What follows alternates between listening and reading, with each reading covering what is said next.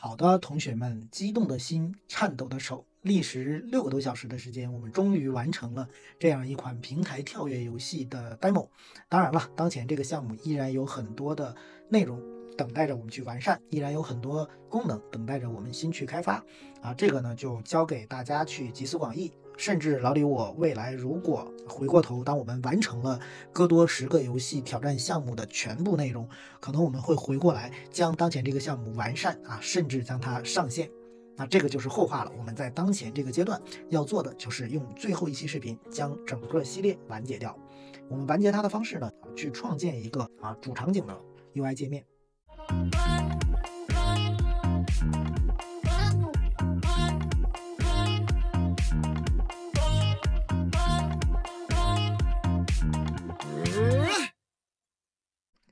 我们在这里依然是在 UI 文件夹下创建一个场景，这个场景呢使用用户界面，它是一个 Game Form 玩家的游戏界面。在这个里面非常简单，我们直接使用一个边框容器，里边带有一个 HBox， 里边排列几个按钮，4个按钮就够了。这4个按钮分别是上一关、下一关、重新开始本关以及我们的设置。这4个按钮的背景都是不需要的，取消勾选它，将它放在我们整个游戏的右上角。4个按钮重新给它一个命名，分别是上一关、重试、当前关和下一关以及设置。但由于当前我们这个设置的功能没有，所以呢，我们设置的这个按钮可以先禁用它。4个按钮我们添加上给它一个 UI 效果，再给它一个脚本。在这个脚本里边，我们把4个按钮拖进来，在 Ready 方法里边处理这几个按钮的点击事件，分别是上一关的点击事件处理方法 ，copy 4份，2、3和4。当然了，作为一个 UI 层，我们本身的权利是很有限的，我们 UI 层自身没有办法完成上一关、下一关的这种操作，因此我们只能将这个按钮被点击的信号或者叫做事件，老老实实的告诉自己的上一级。因此我们这里使用自定义信号的方式，把这个按钮被按下的事件传递给上一级，分别是4个按钮。尽管很简单，但是在这个过程当中也千万别搞错了。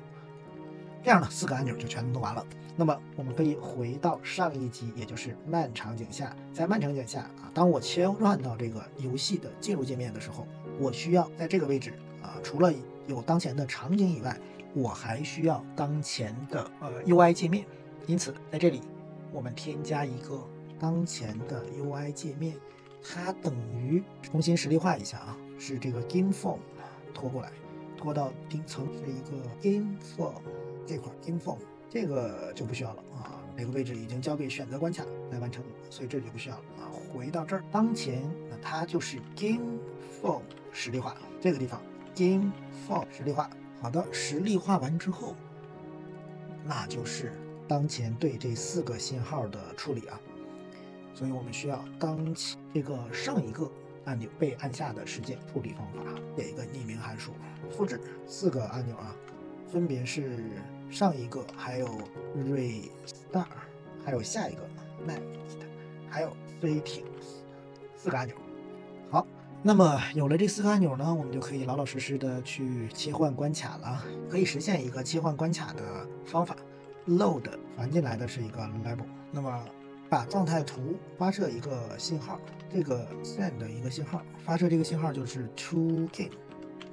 发射这个信号的同时呢，我们还需要让它设置它的一个元数据，这个元数据就是 level 等于传进来的这个 level。这样，上一级、下一级当前关卡、下一关，对吧？那么当前的关卡的 level index 就等于我们当前场景，不就是这个关卡吗？它自身有一个 level index， 当前的关卡的 level 从里边获取是可以这么来写 level index 减1，但是呢不能小于0，不能超过，这就没有最大的这个概念了，因为它应该说是取一个最大值吧，取它和0之间的最大值就可以了。下一个这个 level 有了，调用这个 load 传一个 level， 这 level 当然是一个场景文件了，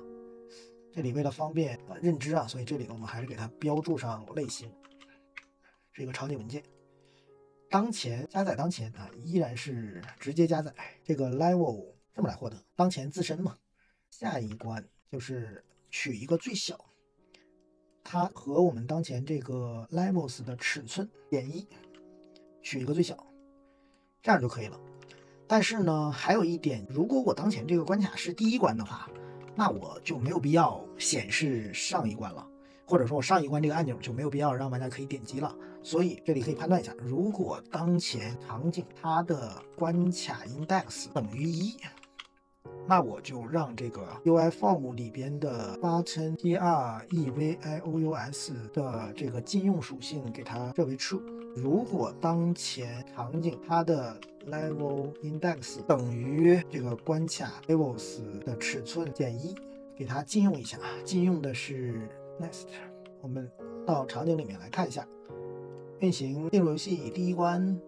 上一关还是可以点击的，没有智慧的原因是这个地方应该是0。我们再来运行进入新游戏第一关，直接报错，报错的原因是没有找到这个按钮这个地方写错了，我们要控制的是这个 UI 当前的 form。新游戏进入第一关，上一级不能点，当前关卡可以点，但是点完了没有反应，下一关可以点，点完了没有反应，看一下原因是什么呢？我们看一下它信号有没有走到这个位置，走到这个位置了，走到这个位置呢没有 load 吗？看一下 to game， 我明白了，是因为它这个 to game 信号在当前 game state 的这个状态下没有切换，我们需要给它添加一个切换子节点，那么它就可以完成对自己的这个状态的切换。运行看一下新游戏第一关，断点，取消断点，重新进入是可以的。你看我们先来操作一下，重新进入本关，那么它会重置当前第一关，下一关、第二关、第三关、第四关，因为是最后一关，因此呢它下一关是没有办法再点击的。而且我们之前设置第四关的时候，似乎是把第四关的这几个机关都给它关掉了，是不是？所以呢我们现在需要把它开开，它不是 idle 的状态，这样就可以了。但是呢这个地方有一个问题，问题是什么呢？这个物体它的所在的 collision 不应该是第一层，可以给它一个第4层。再来运行，直奔第4关，这样就没有报错了。刚才是因为这个机关和我们的水果之间发生交互导致的。当然了，这个问题还需要避免一下，就本身我们在代码上面也是可以避免的，因此在这个位置我们改一下，找到这个水果的脚本，在这个地方我们直接调用了副对象，所以这个地方如果判断一下，如果它有这个叫做收集的方法，我们才调用，这样就可以了。运行它现在应该已经测不出来了，所以我们可以把刚才的这个对象给它改成1层它所在层数依然是1层，这样呢它依然可以发生交互，但它应该是没有办法收集水果的也还是可以收集水果。我们这个地方写的不完备水果这个位置只有被收集了才会消失，否则不消失。来，我们直奔第4关，怎么回事？还是会被收集掉。算了，我们不管了。好的，同学们，经历了6个多小时的时间，我们终于完成了当前这个平台跳跃游戏的戈多项目挑战。那么我们的戈多10个游戏项目的挑战也完成了第5个。下一个游戏大家希望我们实现一个什么类型、什么题材的游戏呢？欢迎大家在我的视频下方留言。如果你觉得我的视频对你有帮助的话，也欢迎加入我的知识星球，在知识星球这个网站或者是 App 上面搜索老李游戏学院，可以选择加入进来，成为老李我的铁杆粉丝。感谢大家一路以来的支持，我们下一个视频教程再见吧，拜拜。